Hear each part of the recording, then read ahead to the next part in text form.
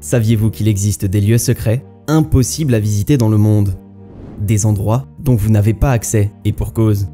Il faut avoir un statut ou un profil très spécial pour y entrer. Entre clubs de milliardaires ultra select, théories du complot de sectes loufoques et bases militaires top secrètes, découvrons ensemble les 5 endroits les plus secrets du monde. Les archives secrètes du Vatican. Qui n'a pas déjà entendu parler du Vatican et des nombreux mystères qui l'accompagnent? Si ce n'est pas votre cas, ne vous en faites pas, nous allons tout vous expliquer. Situé au cœur de Rome en Italie, le Vatican est le siège de l'Église catholique et la résidence actuelle du pape. Il abrite de nombreuses œuvres d'art et architecture emblématiques. Cependant, le Vatican conserve des biens encore plus précieux au sein de ses archives. Créées au milieu du XVIIe siècle, les archives secrètes du Vatican sont au service du pape et du Saint-Siège. Elles ont pour mission de conserver et de mettre en valeur des actes et des documents concernant la gouvernance de l'Église universelle. Le patrimoine qui y est conservé couvrirait environ 12 siècles et serait constitué de plus de 600 fonds d'archives sur 85 km de rayonnage. Pour vous donner un ordre d'idée, cela équivaut à 850 terrains de football mis bout à bout. C'est colossal. Ouvert aux chercheurs en 1881 par le pape Léon XIII, les archives secrètes du Vatican sont un des centres de recherche historiques les plus importants et les plus renommés du monde. Cependant, ce qui nous intéresse ici est le fait que les archives secrètes du Vatican possèdent une seconde moitié beaucoup plus difficile d'accès. À vrai dire, seul le pape serait en mesure d'y avoir accès. Certains documents secrets seraient ainsi enfermés dans une chambre scellée qui n'est ouverte que dans des cas exceptionnels. On raconte que cette chambre scellée contiendrait des documents sensibles de la plus haute importance. Alors entre documents sur le procès des Templiers, lettres au chef du Vatican, remises de décoration à Mozart ou missives papales pour le Dalai Lama, qui sont déjà disponibles dans la partie publique des archives, on n'arrive pas vraiment à imaginer l'ampleur des documents que l'on pourrait trouver de l'autre côté de cette porte scellée. Le bureau 39. La division 39, ou Bureau 39, est une organisation gouvernementale secrète de la Corée du Nord. Créée dans les années 1970 et visant à alimenter la caisse noire de Kim Jong-un, l'actuel dirigeant de la Corée du Nord. Si vous vous demandez ce qu'est une caisse noire, c'est une réserve d'argent illicite qui sert à financer des actions illicites, comme le versement de pots de vin par exemple. On estime ainsi que cette organisation possède plus de 5 milliards de dollars de fonds, générés grâce à la vente d'armes à feu, la contrefaçon monétaire et le trafic de drogue.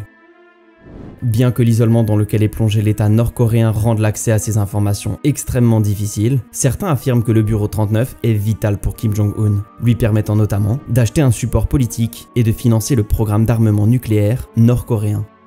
Très peu de choses sont connues à propos de cette organisation, étant donné son caractère secret, mais il est largement supposé qu'elle possède entre 10 et 20 comptes bancaires dédiés à la contrefaçon et au blanchiment d'argent, ainsi qu'à d'autres types d'activités illégales.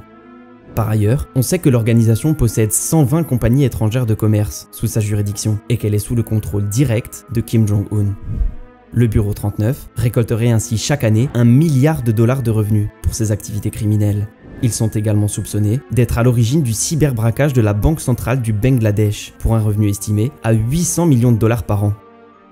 Ils seraient également derrière le piratage de plateformes d'échange de crypto-monnaies comme Ubit ou Coincheck. Environ 6000 hackers feraient partie de cette division. On raconte que le Bureau 39 serait implanté à l'intérieur d'un bâtiment du Parti des travailleurs de Corée, à Pyongyang. Mais personne n'en est jamais revenu pour le confirmer. La Skull and Bones. La Skull and Bones est une fraternité étudiante de l'université de Yale aux États-Unis. Ce groupe est considéré comme la première société secrète qui ait vu le jour, sous l'impulsion de William Huntington Russell en décembre 1832.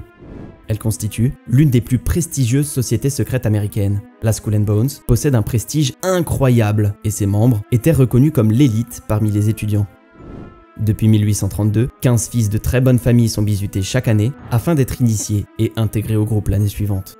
À la suite de rituels morbides, on dit que chaque initié reçoit 15 000 $ et une montre à gousset. Loin d'être une sorte de maison du plaisir dont l'activité se réduirait aux seules années de campus, le groupe conserve par la suite des relations suivies, afin de favoriser la réussite de ses membres dans le monde post-universitaire. Tout au long de leur vie, ils se soutiennent et s'entraident face aux difficultés qu'ils peuvent rencontrer. La société secrète compte à ce jour 800 membres et a pour ultime vocation de placer ses membres dans des postes à grande responsabilité. Des membres qui sont tenus au secret et qui n'ont pas le droit de dévoiler ce qui se passe à l'intérieur.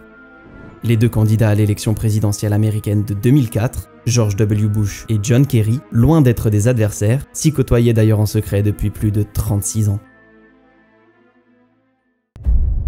Le White Gentleman Club. Le White Gentleman Club de Londres est connu comme le plus vieux club privé du monde. Fondé en 1693 par Francesco Bianchi, un immigrant italien, il est considéré par beaucoup comme le club privé le plus sélectif de Londres. À l'origine créé en tant que salon de thé, le White fait rapidement la transition au XVIIIe siècle vers un club très sélect, exclusivement réservé aux personnes nobles, et se transforme en maison de jeu.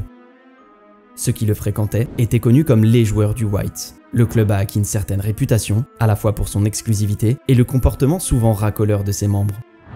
On y retrouve diverses personnalités, telles que le prince Charles de Galles, qui y tiendra son enterrement de vie de garçon avant son mariage avec Diana Spencer en 1981, ainsi que le prince William, duc de Cambridge, inscrit peu de temps après sa naissance. On y retrouve également l'ancien premier ministre britannique, David Cameron, ainsi que d'autres personnalités triées sur le volet. Le White continue de maintenir sa tradition d'établissement exclusivement réservée aux hommes. On peut cependant noter quelques brèves exceptions, comme pour la visite de la reine Elisabeth II en 1991 et 2016. Le White posséderait une grande salle à manger pour ses membres, une salle de billard et plusieurs salles où les membres peuvent socialiser ou organiser divers dîners privés. Outre le fait d'être extrêmement riche, il faudra également posséder un statut spécial afin d'avoir une chance d'intégrer cet endroit secret. Donc si vous êtes à Londres et que vous passez devant, vous auriez à la limite le droit de prendre des clichés de la façade. La zone 51. La zone 51 est sûrement le lieu inconnu le plus connu de notre sélection, notamment grâce à ses nombreuses apparitions dans les séries télévisées. La zone 51 est une aire géographique du Nevada, aux États-Unis, où se trouve une base militaire secrète, testant entre autres des appareils expérimentaux. Construite dans les années 1955 par la CIA, la zone 51 s'étend sur une surface de 155 km² de superficie. Elle est mentionnée pour la première fois sur des documents officiels américains déclassifiés en août 2013, décrivant ainsi les essais secrets de l'avion espion Lockheed U-2.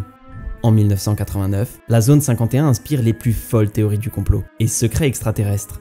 Le milieu ufologique la reprend fréquemment à son compte afin d'élaborer diverses théories d'OVNI suggérant des relations secrètes entre l'armée américaine et des extraterrestres. La base serait principalement utilisée pour faire des tests d'appareils volants plus ou moins futuristes. L'armée américaine y étudierait également des spécimens extraterrestres capturés, notamment la soi-disant soucoupe volante qui s'était écrasée à Roswell, au Nouveau-Mexique, en 1947. Surveillée en permanence par des gardes, des hélicoptères, des camions et divers détecteurs de mouvement. Les secrets qui s'y trouvent demeurent toujours aussi bien gardés. Si tu as aimé notre sélection, n'hésite pas à liker la vidéo, t'abonner et activer la cloche des notifications pour ne pas louper les prochaines vidéos. À la prochaine!